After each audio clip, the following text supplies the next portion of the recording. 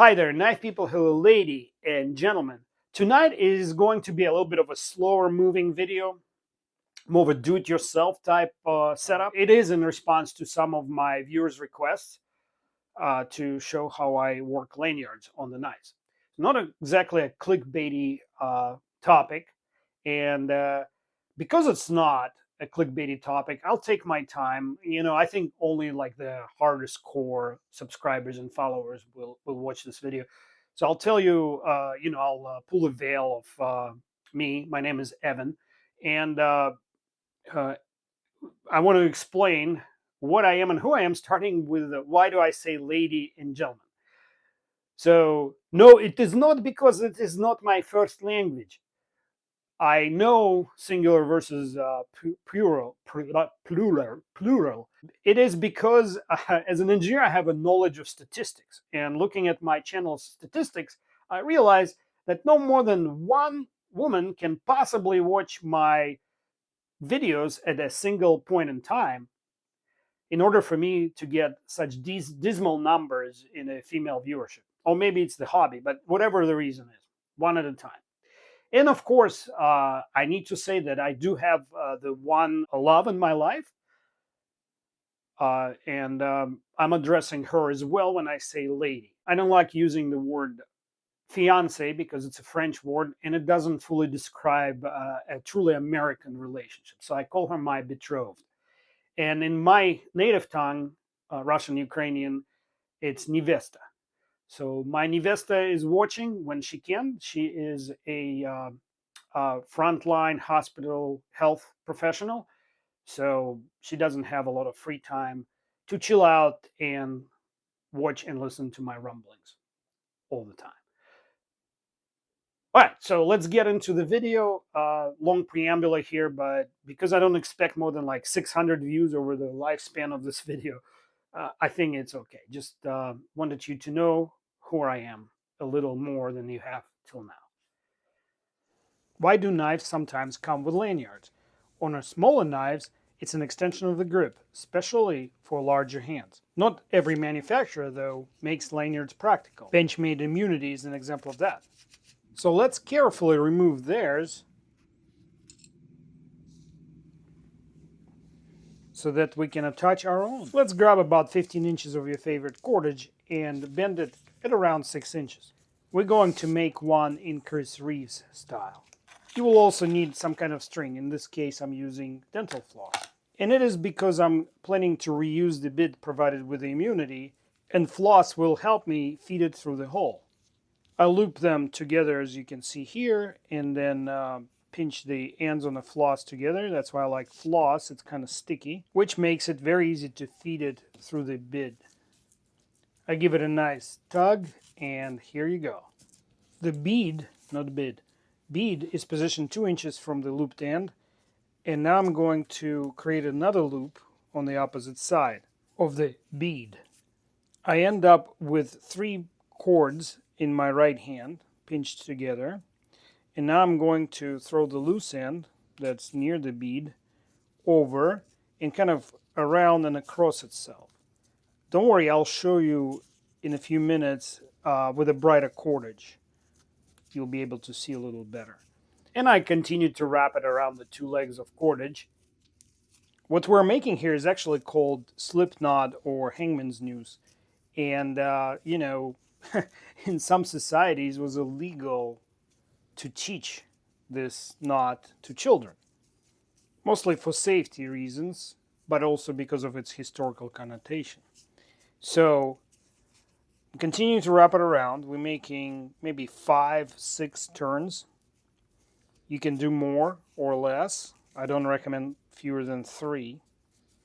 And then I make sure that the other end is not stuck inside that end loop. Now I'm going to feed the leg that I was turning or wrapping through that loop, and then pull on the other side of the bead, that is. So as you can see, it's pulling the loop together, and it will secure the wrapping end fast. I roll the knot between my thumb and the index finger just to straighten it out. So now you can see the lengths looking at the ruler That's why I put it there.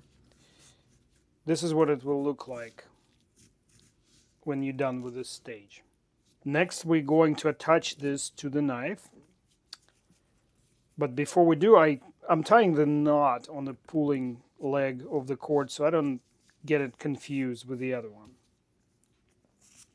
So now we're ready. I'm reusing the same piece of dental floss to feed it through a rather small lanyard hole on this particular knife. But on a majority of knives, you should be able to feed it without the use of dental floss. Pop it through, making sure it slides freely or as freely as it can. And now I'm ready to remove the floss. Now feed the knot through the loop and don't tighten it yet all the way. Just leave it a little loose because now we're going to adjust so that the bead ends up exactly where you want it or directly under your pinky finger when you're gripping the knife. And for that we have to iteratively pull and adjust. See, I'm adjusting here and we're going to pull again. And we're going to repeat until we have it right where we want it. So right under my pinky finger here, because it's a 3-finger grip on this knife. And now it serves a purpose. So now the knife is a lot grippier. My pull leg ended up being too long, so I'm cutting off. I tied another knot, and now I'm cutting off that excess cordage. I'm going to melt the end. The other end I melted before I started the video. So I just let it melt, form like a ball on the end of the cord, and use the lighter metal part of the lighter to flatten it out. So now that knot will not come loose. And here we see the handsome yet useful lanyard next to the original pretty yet useless one. And now I'm going to make another lanyard, and in the end I will show you the practical use for something like this. So starting again with a loop, this time I'm not using a bead.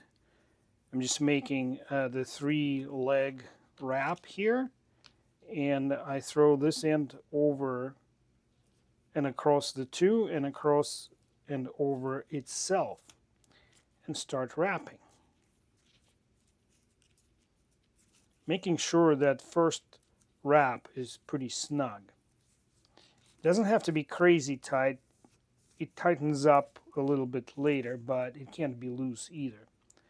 And so I'm going to make another 4 turns now. Pull the other leg out of the loop on the right. You don't want it to get stuck in there. And I'm just wrapping as you saw it earlier. You can probably see it better because it's a brighter piece of cordage. Sorry about the camera angle. I can't actually see the screen, so it's a little bit on the lower side, but my left hand kind of keeps the loops together. This cordage is a little thicker yet softer, so it's trying to unravel, and that's what I'm struggling with a little bit here. I keep on going, and after I have a minimum of 3 wraps, in this case 4, I can feed it through the loop. Again, make sure the other end is free and clear of it.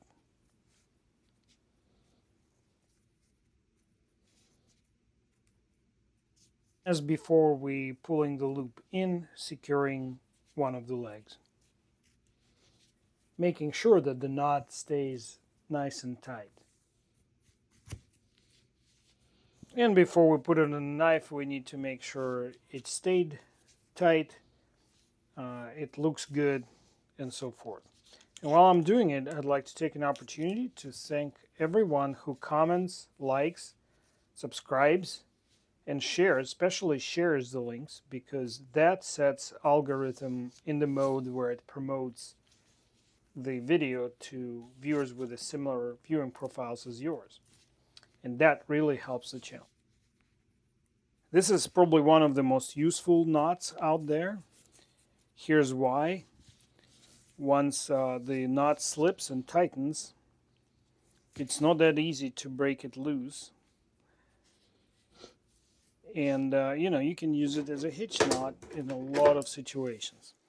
So let's put it on the knife, and I picked this knife, one of my favorite Benchmades.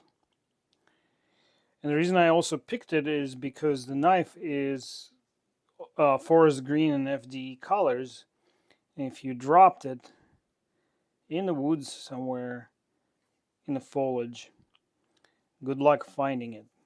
This time I'm feeding from the show side, and the lanyard hole on this one is pretty small as well, so we're gonna pop it through.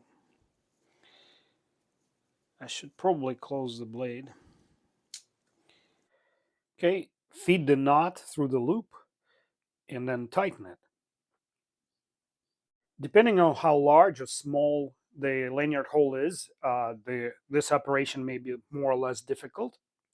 I do wish the companies would consider the end user when selecting this kind of dimensions, because this knife is clearly geared toward tactical community, military guys, and they use the standard paracord, which I think this one I'm using is even smaller.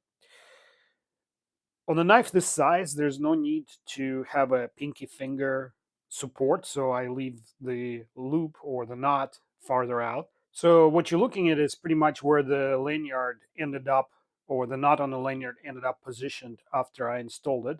And it's fully adjustable to the extent of the cord itself. So this is what I'm doing here.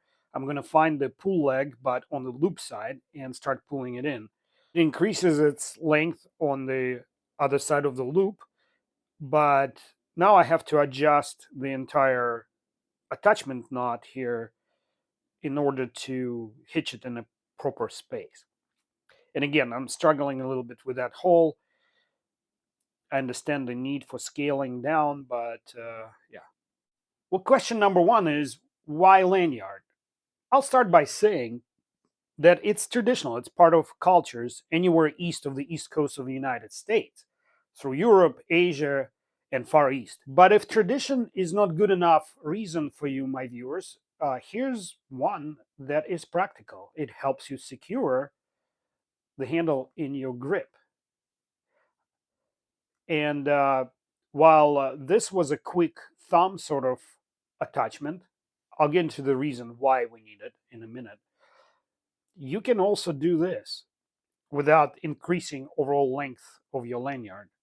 Just slip it out of the hitch, pull the loop out, and now you can actually have a full grip of the knife for the kind of work you do. And if you thrust with a knife, this looping over the thumb will prevent the knife from slipping out of your grip and save your fingers, especially if you don't have a pronounced choil or finger cutout like this blade has. Even better to loop it around your other fingers. And you can even do for like some serious, I don't know what you would do, tree stabbing here. I might demonstrate that in a little bit. You can secure it to your thumb thusly. And a slight variation on this is you can feed two fingers. If your hand is larger than mine and you don't want a longer lanyard, a two-finger looping also works great. It actually improves the grip on the knife, in my opinion. Try it at home, see what you think. Leave me a comment. I understand some people don't use knives in any capacity requiring this security of the grip, but if you don't, what was the purpose of buying a robust knife like this? And another thing, if it slipped out of your grip while you were bushcrafting or doing something else, it's just gonna fall not too far. It will not strike your limb. Like, say you're crouching down and you're working on something, it will now not fall onto your leg and cut the artery. As a YouTube content creator, I get feedback on what my audience is watching other than my channel. And invariably, most of my viewers are watching those three channels: Metal Complex, Knives Knives, and Gideon Tactical. Those are highly respected channels. I am subscriber to all three of them and then some. So if you want to see what I'm watching, you can go to my channel description and you will see I'm publicly subscribed to several really good knife channels, old and new. And so here, I don't understand why Metal Complex is so set dead against lanyards and lanyard holes. I don't know if he truly hates them or is just a comment bait. Uh, I don't know, but here you go. This is my opinion.